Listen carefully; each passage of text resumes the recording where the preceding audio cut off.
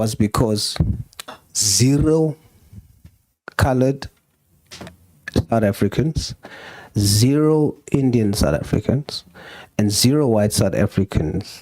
White people, you cannot say you are addressing the imbalances of the past. Okay, colored people. However, Through Chair, I was born in Zimbabwe, in the Midlands province, but I'm a naturalized South African citizen.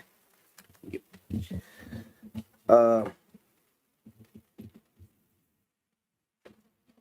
In your place of birth, would you expect the Zimbabwean government to prioritize jobs for Zimbabweans by birth? To the both of you, out of 1,893 total, there are only 7 colored South Africans employed. What is the reason for this? I don't know what is it that they could do beyond that, because I can't put my head on the rock and say I'm 100% sure that they wouldn't. In your definition. We are sitting here with a situation where South African citizens are not getting employed and foreign nationals are being preferred. Would you expect the government in Zimbabwe to ensure that Zimbabwean citizens by birth are prioritized for jobs? Conflicting element there. Why are you conflicted?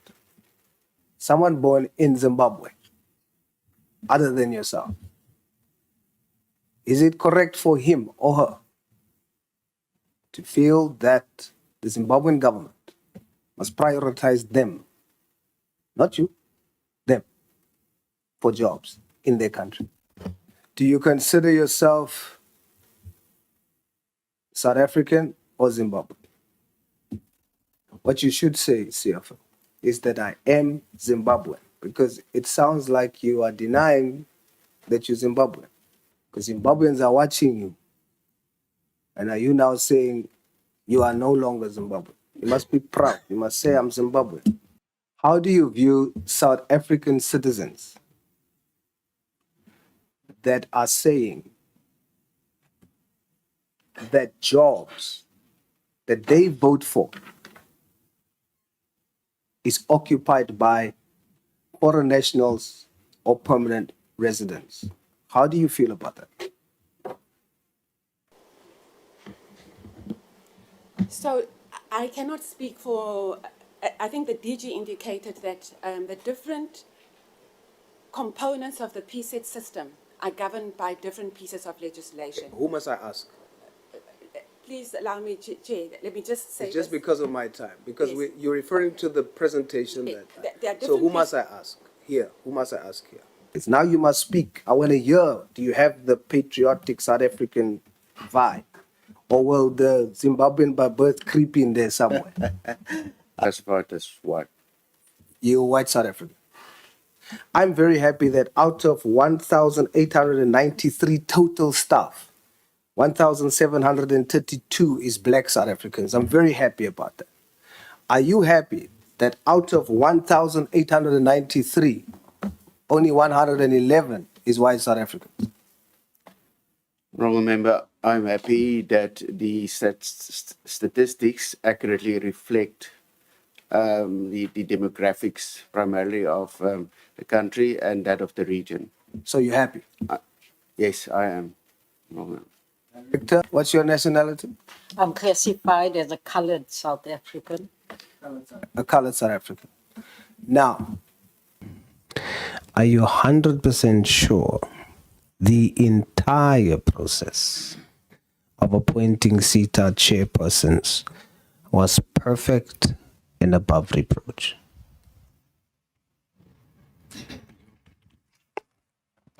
Beyond, above, same thing.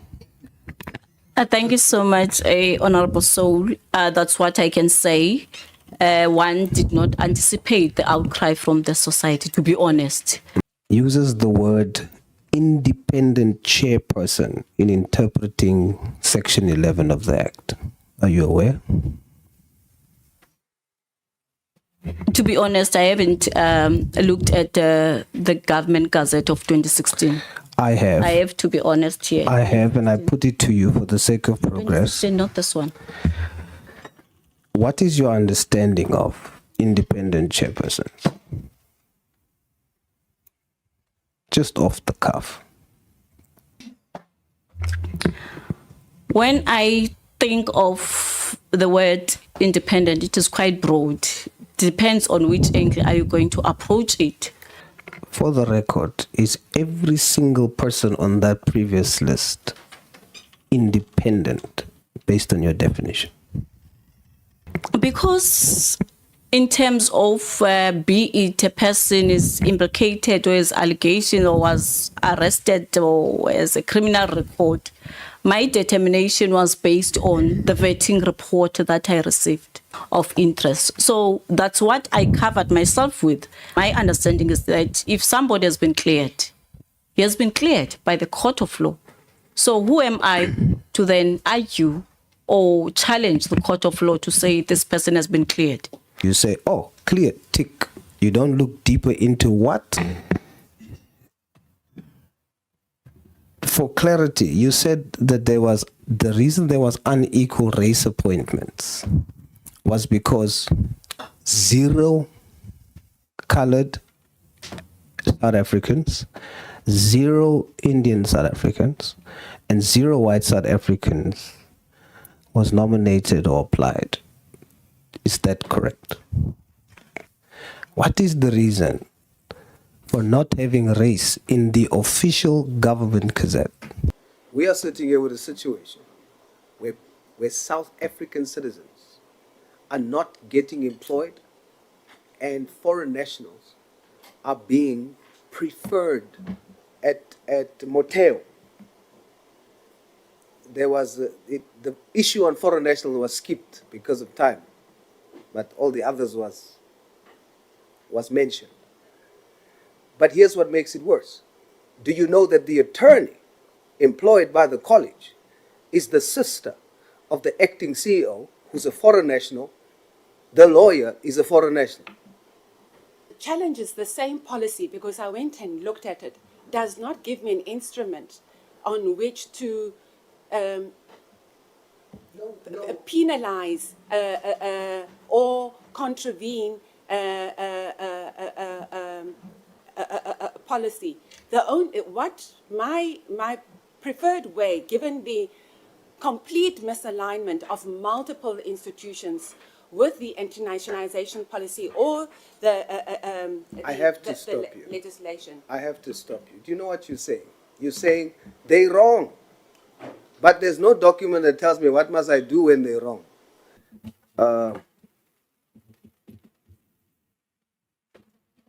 In your place of birth, would you expect the Zimbabwean government to prioritize jobs for Zimbabweans by birth?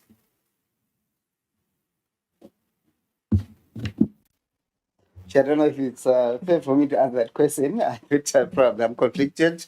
I do not to answer you, but I thought maybe that question would have been directed. Why would you be conflicted? You are born in Zimbabwe. I'm sure you are proud to be born in Zimbabwe. I'm naturalized as a South African chap.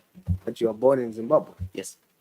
And as someone born in Zimbabwe, would you expect the government in Zimbabwe to ensure that Zimbabwean citizens by birth are prioritized for jobs? That's not a conflicting question. What do you think, honestly? I'm not sure if I should answer the question because I feel I'm conflicted, Chairperson. But obviously, I think maybe see, but what you should do, calculate it this way. Yeah. Let me understand the conflicting element there. Why are you conflicted? Can you repeat yourself, Honorable? Why are you conflicted? No, because I'm the subject matter. I did not employ myself. I was employed by somebody else. And I would expect that maybe those who employed me would have a better response than I would have. Zimbabwe has got its own rules in terms of employment.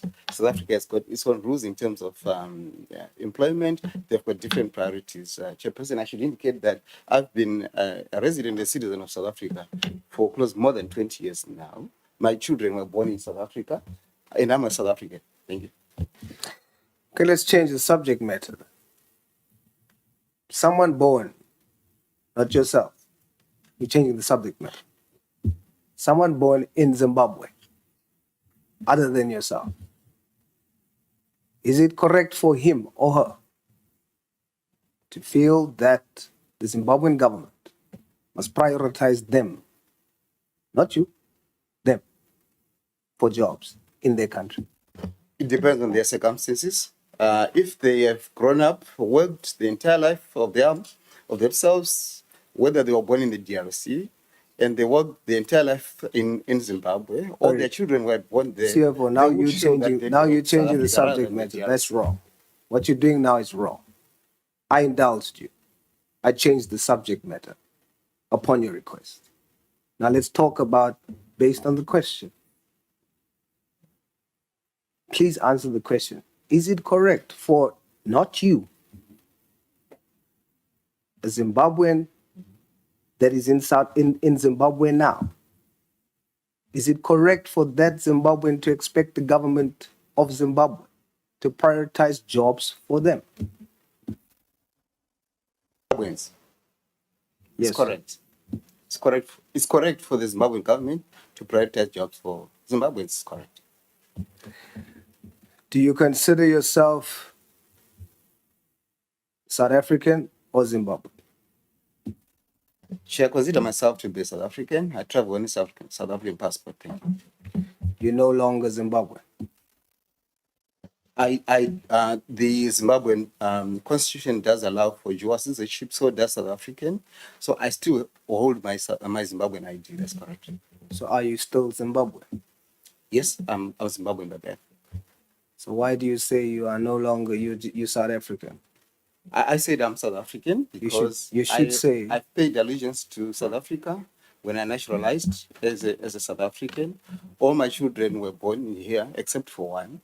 They have studied here, so I consider myself to be South African. All my adult life, my working life, was spent in South Africa. What you should say, CFO, is that I am Zimbabwean, because it sounds like you are denying that you're Zimbabwean. You must be proud to say I am Zimbabwean and I'm a naturalized citizen of South Africa. As such, I'm Zimbabwean and hold dual citizenship in South Africa and Zimbabwe. But I am Zimbabwean.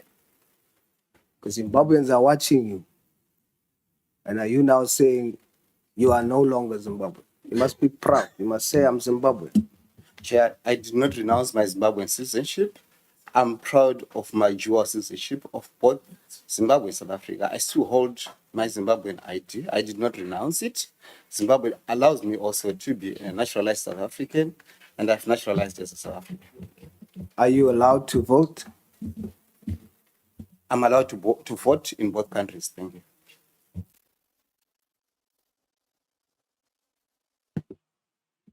How do you view South African citizens that are saying that jobs that they vote for is occupied by foreign nationals or permanent residents? How do you feel about that? Honorable Member, I take it that the context is now different. It has moved from my situation to that of foreign nationals and naturalized and permanent residents. Am I getting it correctly? You're correct. So you can repeat your question. You're saying the question is, how do I view? How do you view it? How do you feel as a naturalized citizen? You consider yourself South African. Now, other South Africans feeling that jobs that they voted for government to prioritize for them as South Africans. Now you must speak. I want to hear, do you have the patriotic South African vibe? Or will the Zimbabwean by birth creep in there somewhere? So as a South African, naturalized citizen, do you think that fellow South Africans is correct in saying that jobs should be prioritized for South African citizens? I think the answer should be contextualized.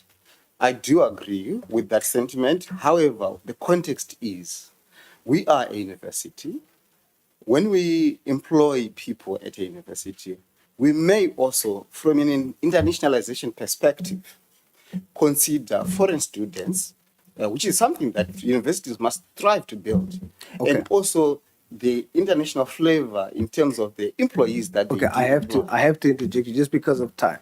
And we're gonna now deal with contextuality. You say you agree, right? Now we're gonna deal with context. Chairperson of Human Resource in the council, right? That's the committee. Chairperson. That's correct, Honorable Member. Chairperson, what's your nationality? I'm a South African, Honorable Member. How are you classified? You're dealing with human resource. How are you classified? I'm born South African. If it comes to classification per race, classified as white. You're white South African. I'm very happy that out of 1,893 total staff, 1,732 is black South Africans. I'm very happy about that. Are you happy that out of 1,893, only 111 is white South Africans? Honorable Member, I'm happy that the statistics accurately reflect the demographics primarily of the country and that of the region. So you're happy? Yes, I am, Honorable Member. Director, what is your nationality? Director, Human Resource, did I hear correctly? Is that Senior director? Director, University. Director, what's your nationality? I'm classified as a colored South African. A colored South African. Now, to the both of you, out of 1,893 total, there are only 7 colored South Africans employed. What is the reason for this?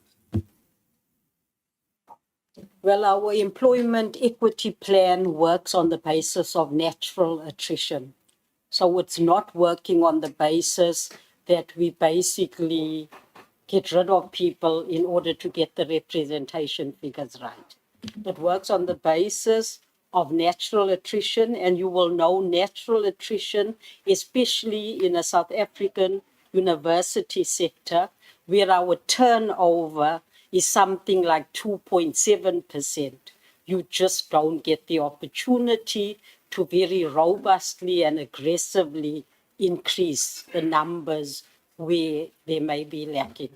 That's the situation. Are you saying that that's the reason why you only have 7 coloreds out of 1,893 total staff? The principle we work on is natural attrition. Our other aspect is how do we attract people to apply for positions at our university. We have a number of impediments.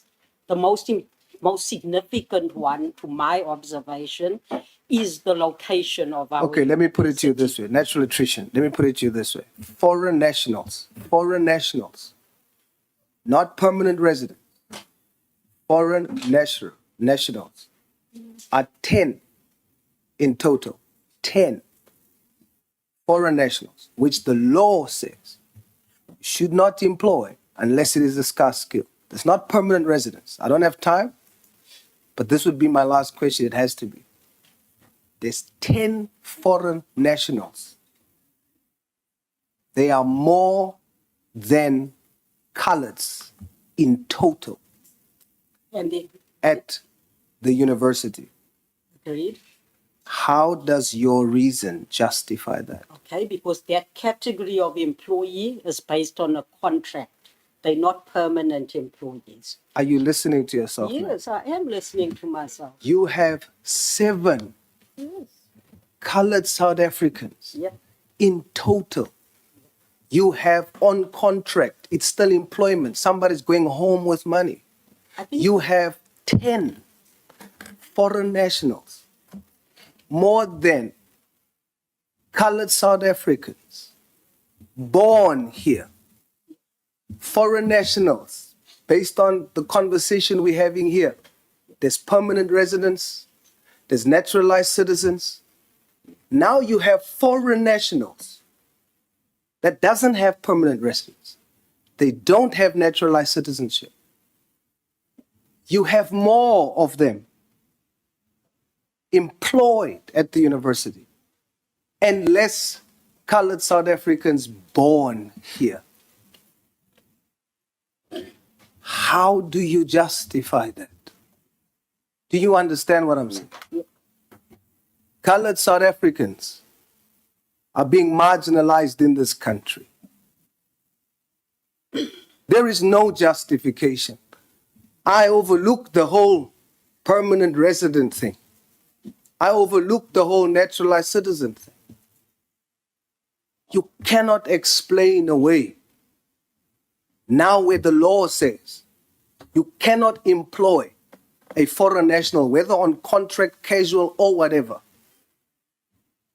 And what you guys are doing, you take 7 colored South Africans that are born here. You take 10 foreign nationals, and that's supposed to be okay? Can I respond? Is that okay? No, it's not okay, and I'll tell you why it's not okay. Can I? Please. So, we've spoken earlier about the whole issue of contextualizing issues. So I think the better question or the better evidence to give you is in terms of how many coloreds have applied for particular positions at the university. And I think against that background, we can then talk about whether employing only 7 is correct or not. I'm going to close with this. And I'm going to close with this. My time is up, but I must tell you, I'm extremely disappointed. Because you're choosing to justify this. You are basically saying more foreign national supplies than coloreds. Your stat says. Yes. Your stat says. I'm saying that. It's impossible. I will show you the statistics anytime. And I'm going to challenge that officially. There are hundreds of colored South Africans looking for jobs in this country. And for you to employ more foreign nationals and the law doesn't allow you to do so, and you are justifying it, and you from the race group, I'm extremely. Are you 100% sure the entire process of appointing CETA chairpersons was perfect and above reproach?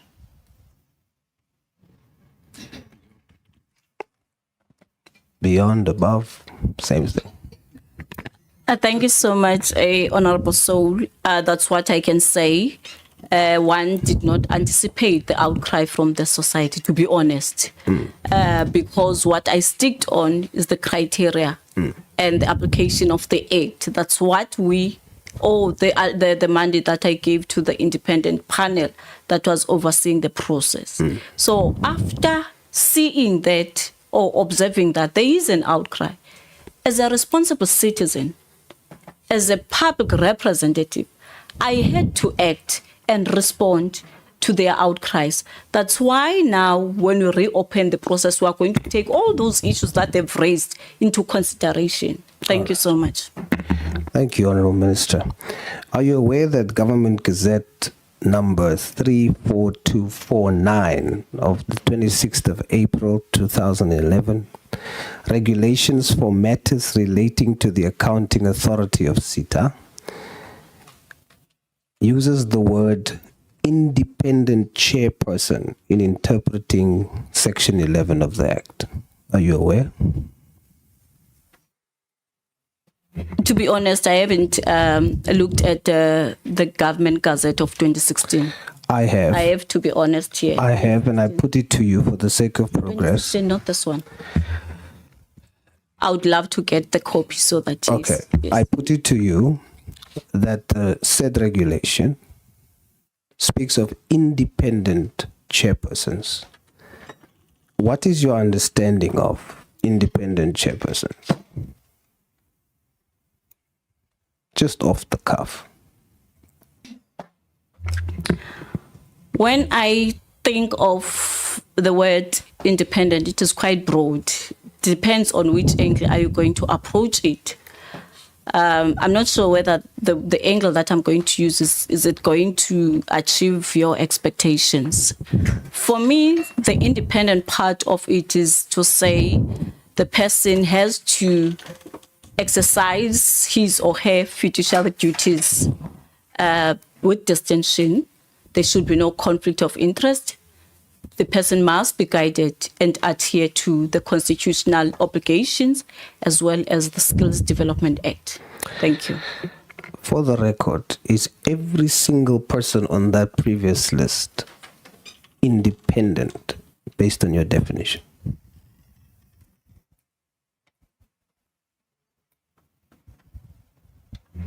Because in terms of be it a person is implicated or is allegation or was arrested or has a criminal record, my determination was based on the vetting report that I received.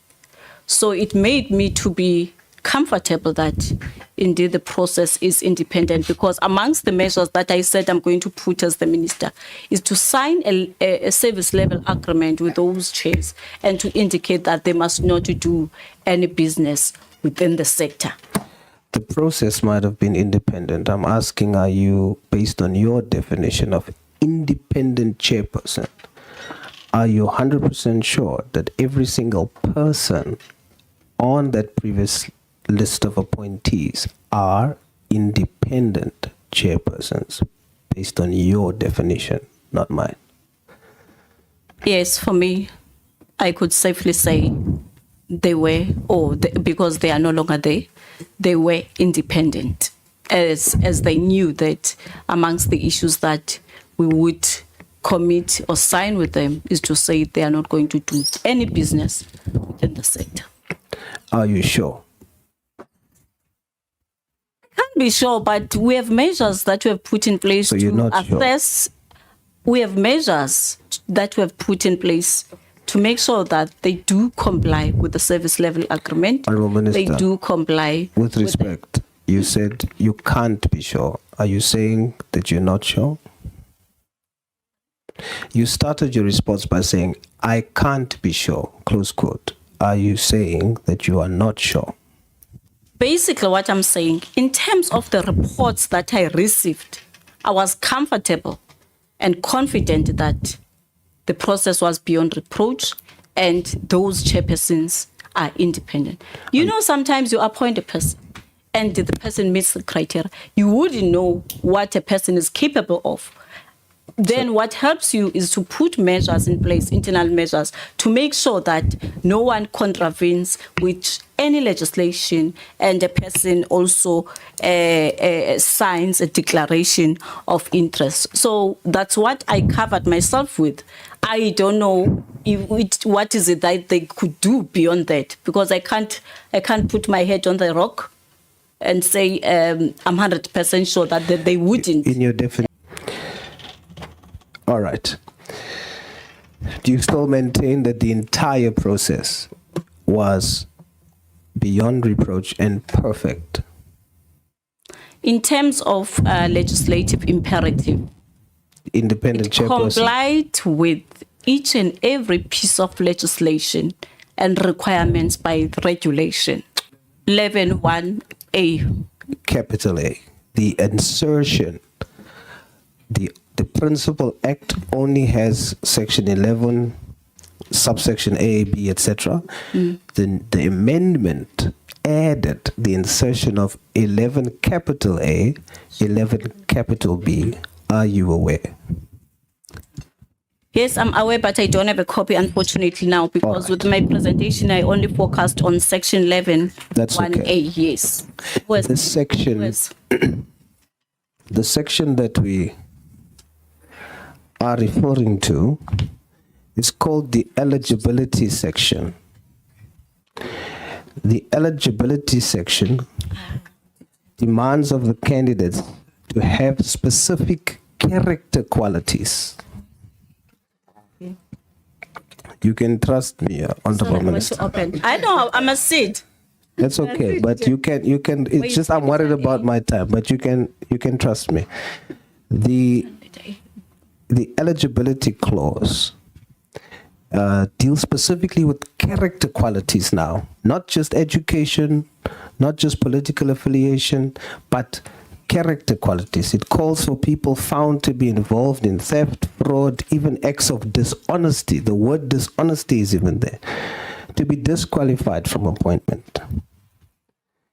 Is there anyone on the previous list of appointees who has been charged with or officially said to have been involved in acts of dishonesty like bribery or any form of corruption?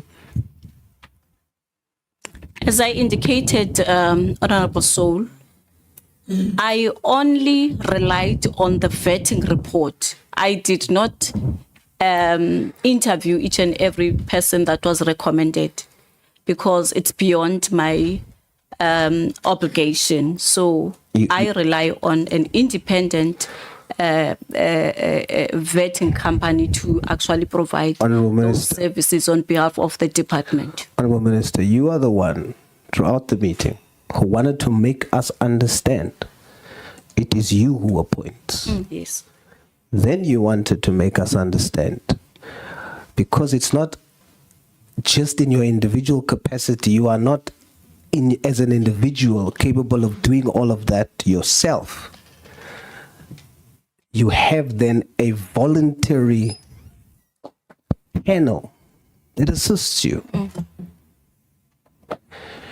And this makes us understand that you will now make sure of all these questionable things. So you cannot now say that you don't know, you just take the vetting report and then you gave me the impression. That's why I'm not asking about the secret panel. Because for me, it's like, well, if it helps you to get to the detail, if that panel helps you to get to the detail, then it's great. Then you should know whether someone as part of that list has been charged or not. Should I come? Yes, please, Minister. Yes. I think maybe, Honorable Soul, you are referring to 11A on eligibility D. Is it? I'm going to make a reference. Unfortunately, the majority of them I don't know. I only know one person. Not that I got that from the vetting report, because the person was cleared. I had to make a follow-up from the vetting team that was giving me the report to say, this is a report, Minister, to say, so did it clear? One of the people that were recommended is Mr. Mike Mabuyakulu, because I'm from KZN and I know him, that he was once arrested, charged for some criminal activities, as much as I do not know the details. And then what I picked up from that report, because I saw it, is that the case was closed and he was cleared. So he's the only person that I know of, not through the report. It's because I know, hence I'm from KwaZulu-Natal. And you don't feel that that's reason to question eligibility? My understanding is that if somebody has been cleared, he has been cleared by the court of law. So who am I to then argue or challenge the court of law to say this person has been cleared? You say, oh, cleared, tick. You don't look deeper into what of these chairpersons you can appoint. The law wants you to do that, not just cleared. For clarity, you said that the reason there was unequal race appointments was because 0 colored South Africans, 0 Indian South Africans, and 0 white South Africans was nominated or applied. Is that correct? It's correct only with the chairs, but with the AAs, we are good. Which when we bring to the attention of the portfolio committee, the AAs. So with the chairs, nobody? Yes. No, I'm none hoping of those. this time around all of us are going to go out and encourage them to be nominated, or we are going to go out and ask relevant sectors to nominate them. All right. The government Gazette that you've released calling for the reopening for nominations, you expressly exclude race. You only have gender, youth, and persons with disabilities. What is the reason for not having race in the official government Gazette? Maybe if I can respond to this one is because when I looked at the Constitution, because that one was a Gazette, at least that one, the first one was a statement. The Constitution of the Republic of South Africa prohibits unfair discrimination on the grounds of race. So it was not easy for me to just put race on a government Gazette. Hence, the Constitution prohibits. No, for equity, you are saying the Constitution allows you to have preference for equity, to look at racial balance. That's the reason why you have it on the statement that you're talking to South Africans. Yeah. It is untrue to say that you are not allowed by law to say race in a government Gazette.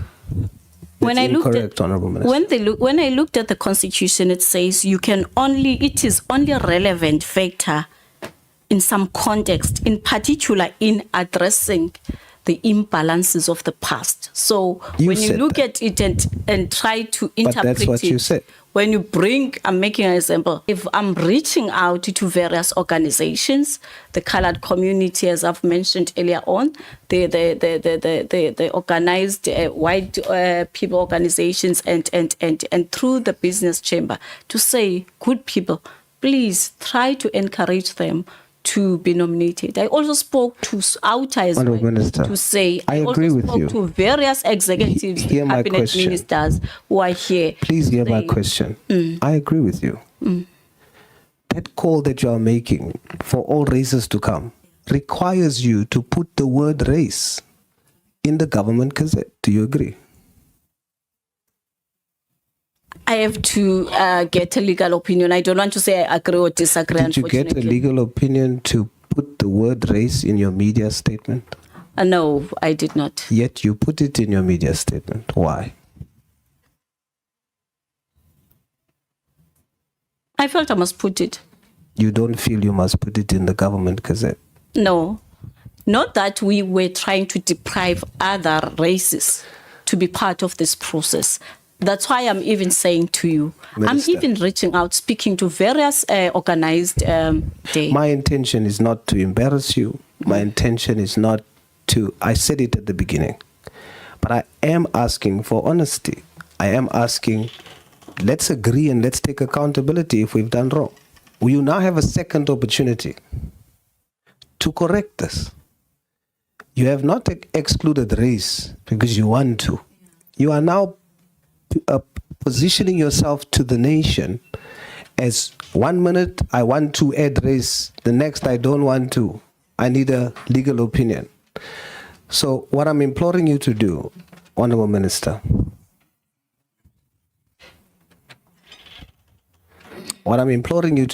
take accountability. Say there's race in your media statement and you meant it because you want to include all races. Yeah. And you accept accountability that the word race is excluded in the official government Gazette, and you will fix it. I will do, Honorable Soul. Thank you, Honorable Minister. Based on that concession, would you now agree that the entire process was not perfect and above reproach, based on your concessions now? No, these concessions does not invalidate the process, because what guides the minister in terms of appointing AAs is the Skills Development Act. Okay, so I conclude. So I followed all the requirements as made in the Skills Development Act. So I conclude. However, I am going to consider the issues that you have raised here. I am going to speak to my team to also remove the Gazette that we have advertised yesterday and put this one, because we want to make sure that this process becomes inclusive as much as we could. We are sitting here with a situation where South African citizens are not getting employed and foreign nationals are being preferred over them. A workshop for all of you to get an understanding does not change that reality. My question is around intervention in decisively acting against this. It's there. It's a fact. The issue of foreign nationals has been mentioned twice. Once on the Gauteng side of things, just to say that there is foreign national lecturers, but they were there before, and going forward, South Africans will be prioritized.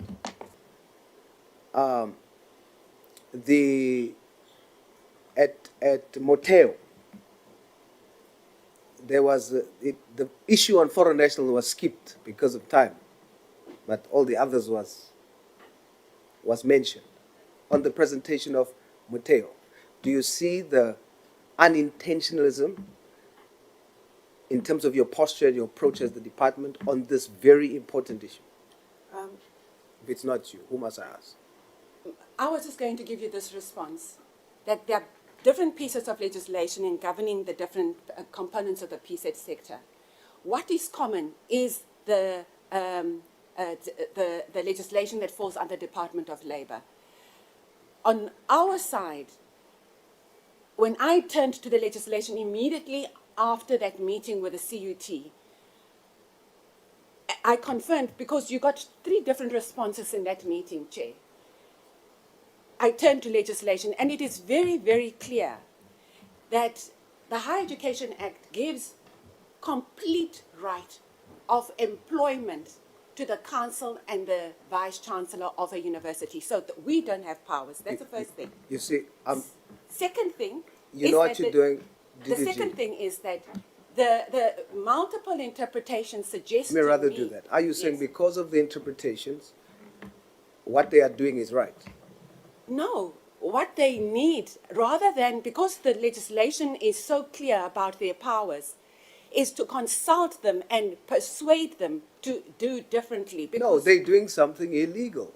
And you know why they continue to do it? Because you have that posture. That is illegal, what they are doing. There is no law in our country that encourages, when a South African citizen is qualified, that you give preference to a foreign national. There's no law that justifies that. Do you agree? Absolutely, Chair. Certainly, I don't deny that, but Exactly. we wanted to do even more. No. Start there. You can do more. There can be nothing more than giving South Africans jobs that they deserve.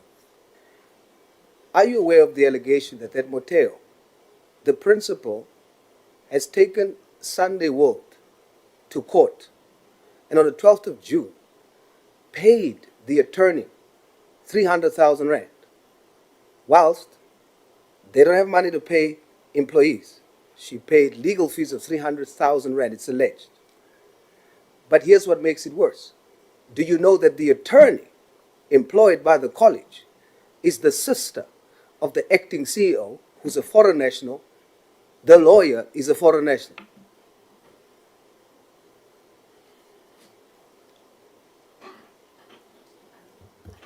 Honorable Member, if you allow me, it's Moteo is a TVET college under DDG Zungu.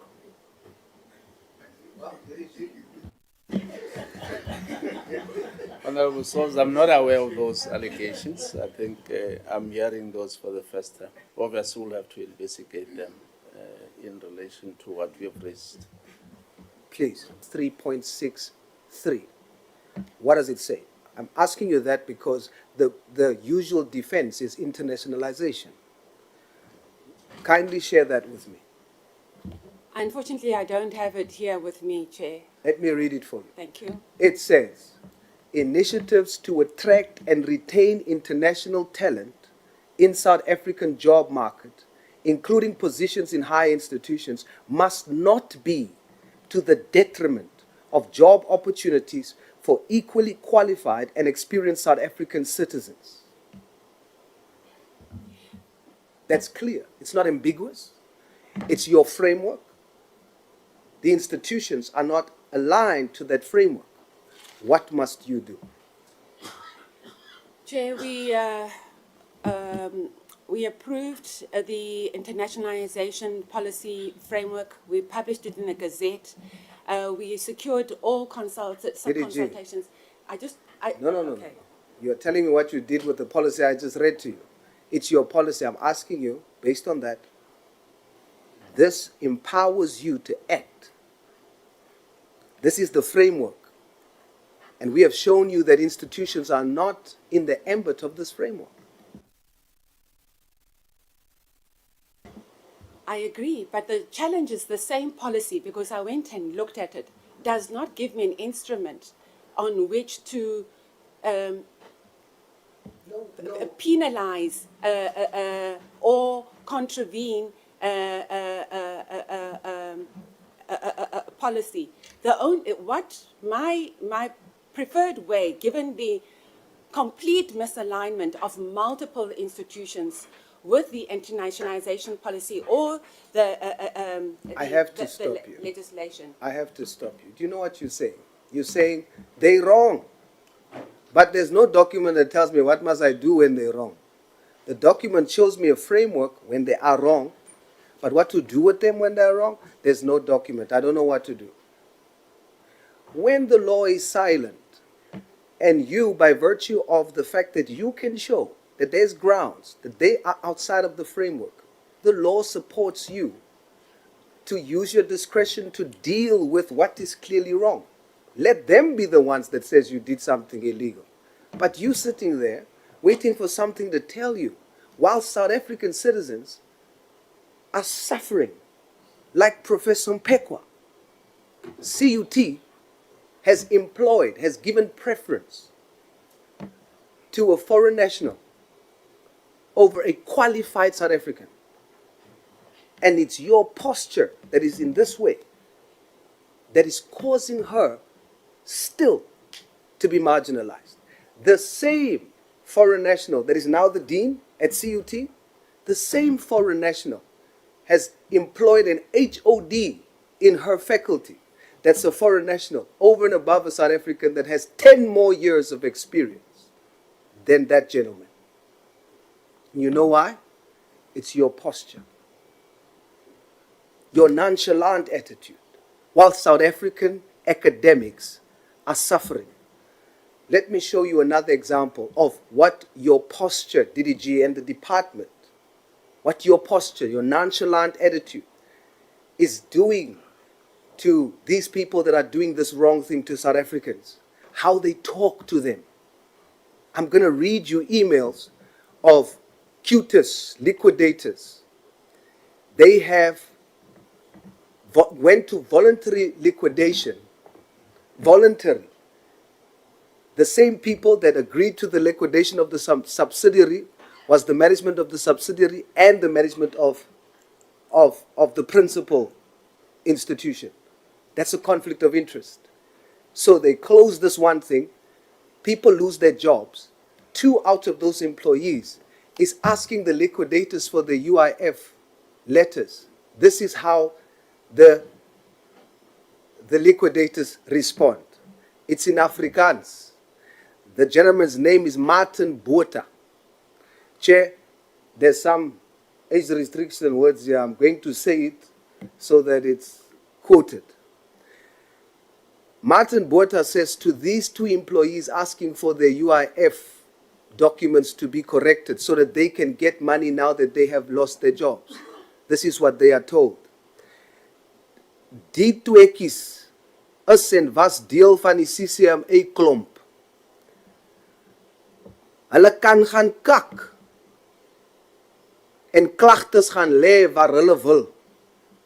You know what that says? Interpretation? They can go shit. And they can go take their concerns wherever they want to. That's how South Africans are being spoken to.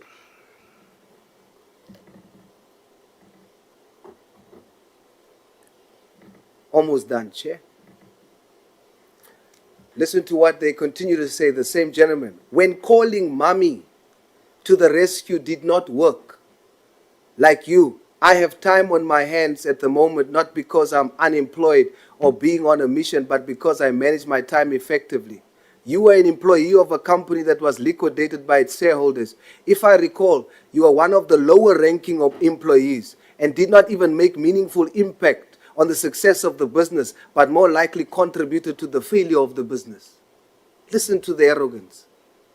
Lastly, and I conclude, please go ahead and do whatever will make you feel happy, and please include the office of the president, the deputy, as well as every minister in cabinet.